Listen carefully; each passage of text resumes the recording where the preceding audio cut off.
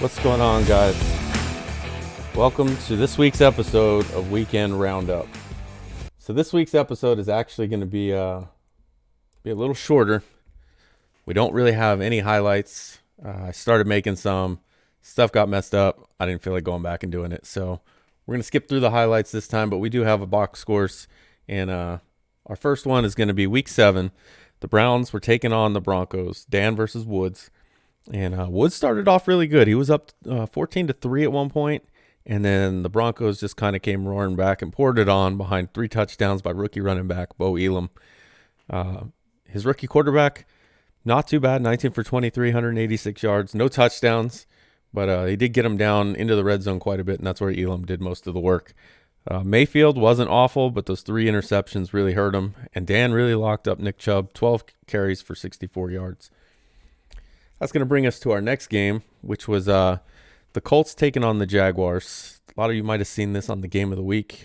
Didn't go very well for the Jaguars at all, but I know at least 4 of you did get some entries into that PS5 raffle, so at least something good came from it because Josh Allen had his worst performance probably ever in his life. 4 for 13, 70 yards, and threw 5 huge interceptions. This game was 6-0 going into the half, and then midway through the third quarter was where the Colts got their first touchdown, and they just kind of poured it on from there behind Allen's 5 interceptions. Marlon Mack held to 20 yards and a touchdown, and Njoku did a lot of damage, and his quarterback wasn't too bad, but it was those 5 interceptions really hurt.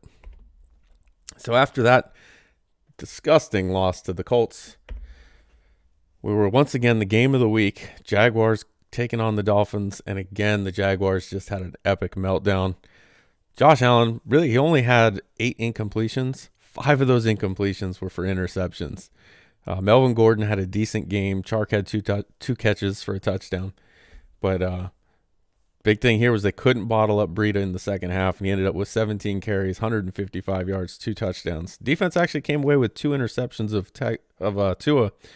Both of those were made by linebackers. One was Miles Jack, and then Joe Schobert also had one. So the secondary didn't really come through for the second game in a row with any turnovers. After this game, the Jaguars were finally happy to be out of the spotlight, and it was the Vikings taking on the 49ers. This one started out with the Vikings going up 14-0, I think. Then it was 14-7, then 21-7. But the 49ers actually came back, scored a touchdown, and just weren't able to recover that onside kick at the end to have another shot at tying it up. Hartwig didn't really have his best game. 1 touchdown, 4 interceptions. That's after a 5 interception game to the Jaguars a couple weeks ago. So he's piling up those interception numbers. It's almost like him and Josh Allen are in a race to see who can get there. But Dalvin Cook, big game, 14 carries, 110 yards, 2 touchdowns.